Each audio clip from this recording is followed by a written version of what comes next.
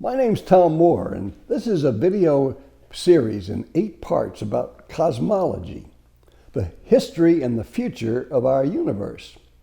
It's an exciting and a dynamic science with new observations and discoveries being made all the time.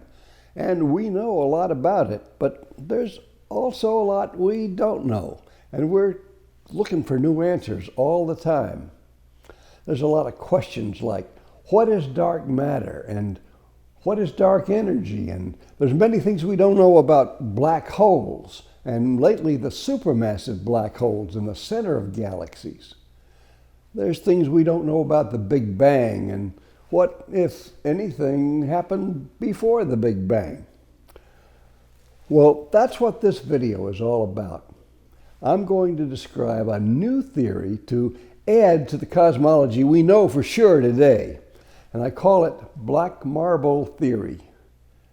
And when I get done, I'll have suggested plausible answers to these unanswered questions and a lot more.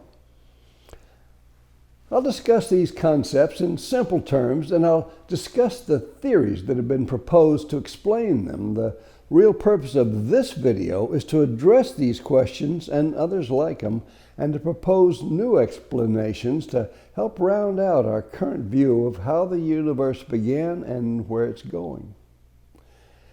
In the next video, I'll describe black marble theory, and I'll explain why I call it that.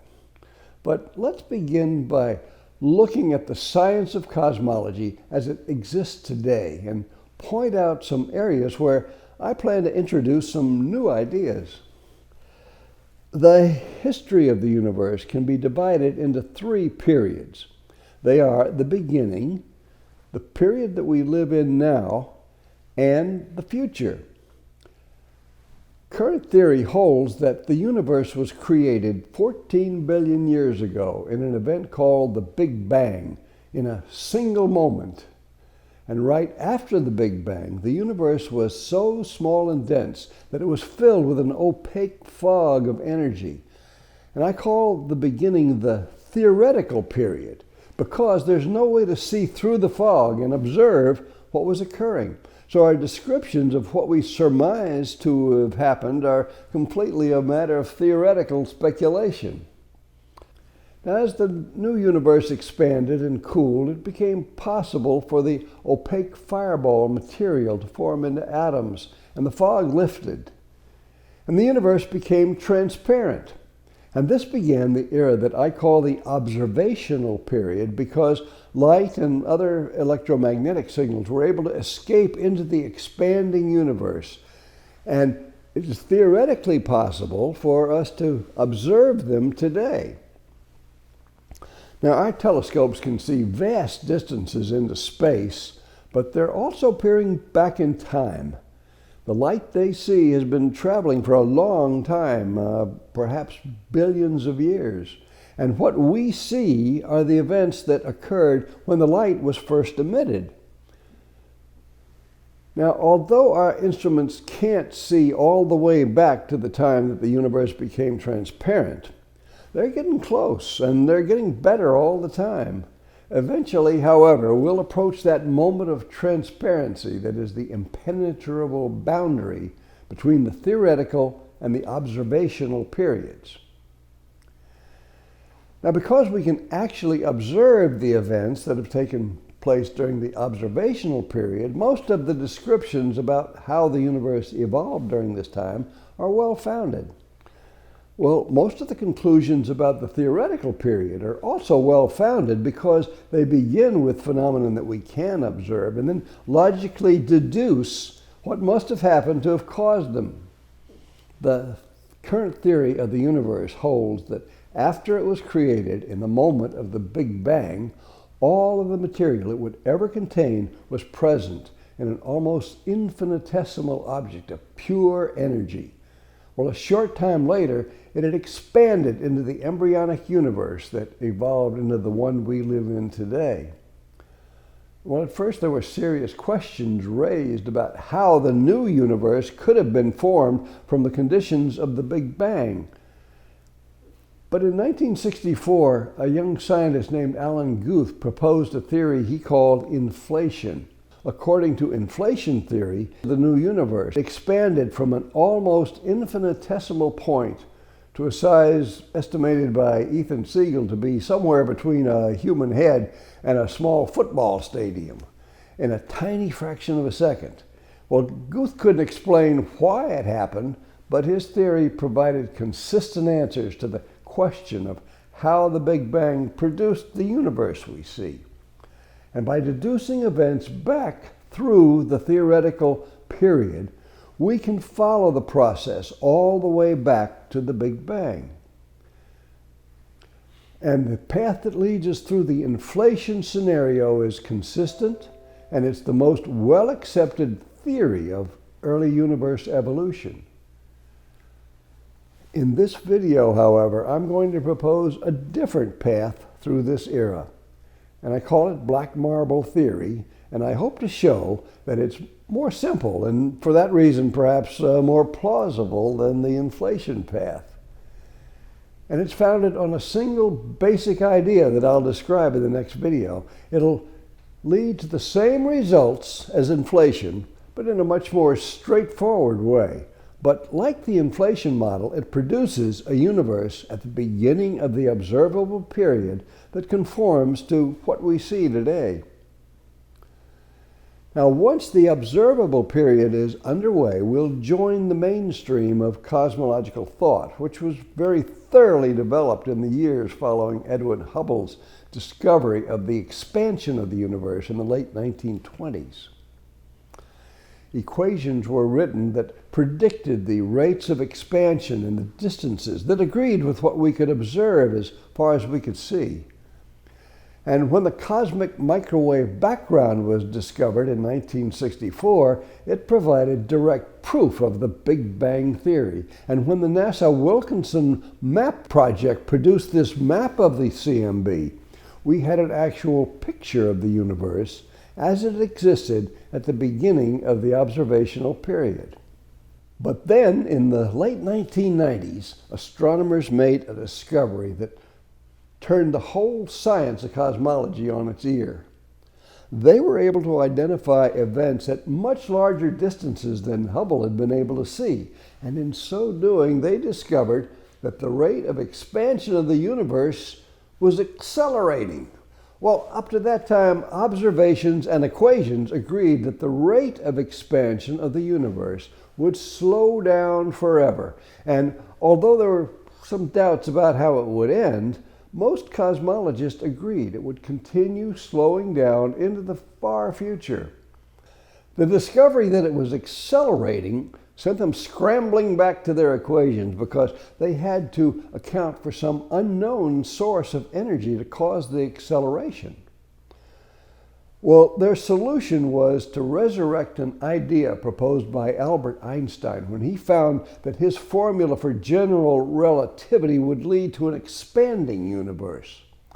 At the time, other astronomers believed that the universe was static and unchanging, and to go along with them, he had to add an energy factor he called lambda, or the cosmological constant.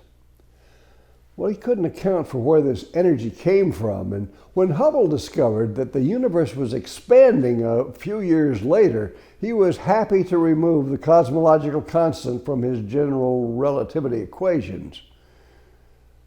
Now, when the acceleration was discovered, cosmologists needed an unknown energy source to explain it, so they called it dark energy and adopted Einstein's term lambda to represent it in their revised equations.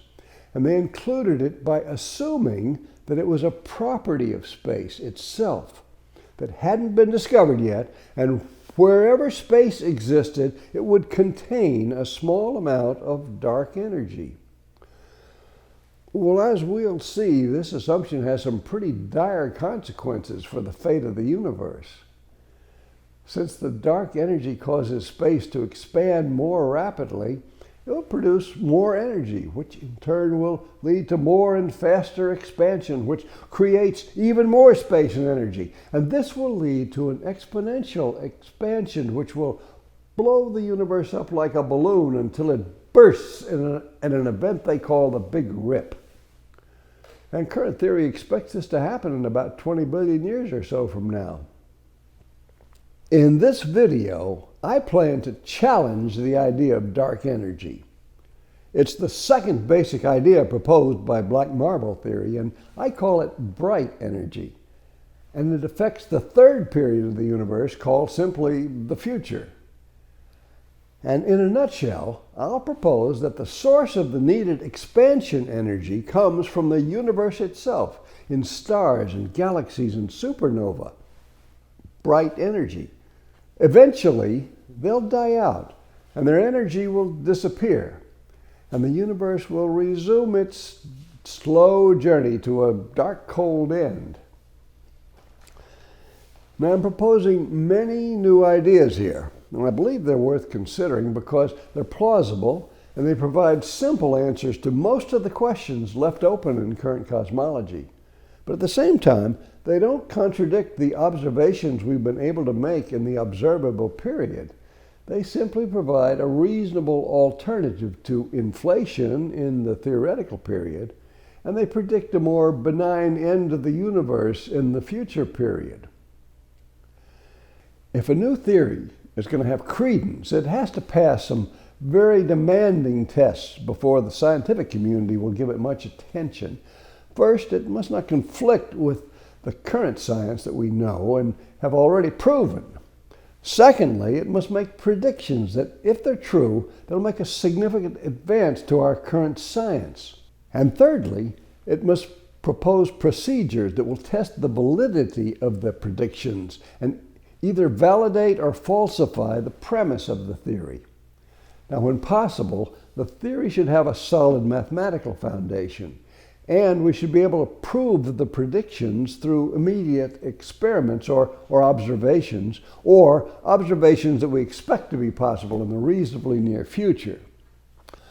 Black marble theory is capable of meeting these challenges, and we'll address them in this series as we go along. But the most compelling prediction is that if the theory is true, the universe will look exactly the way we see it. Now, most current cosmology is based on the study of the small part of our universe we call ordinary matter. Since we first became intelligent all the way up to the 20th century, this is the only thing we knew existed, and we've learned a great deal about it. And as we'll see, black marble theory has no conflict with the proven observations pertaining to ordinary matter. It only applies to those things that we can't observe, and we have to rely on speculation to explain. Well, these ideas are new, and they'll take a little time to present and justify them. I hope you'll join me on the journey and keep an open mind. On the front piece of my book, I quote the famous astrophysicist Brian Greene, who once said, "There may come a point, and I'm sure that there will, that a radical new idea, a revolutionary approach comes on the scene." Well, I don't propose that the ideas you'll meet here are all that radical or revolutionary, but I do hope they'll help add some light on some of the great mysteries of our universe. And we'll start in the next video by looking at the universe that we live in and discuss a perspective on how it's put together.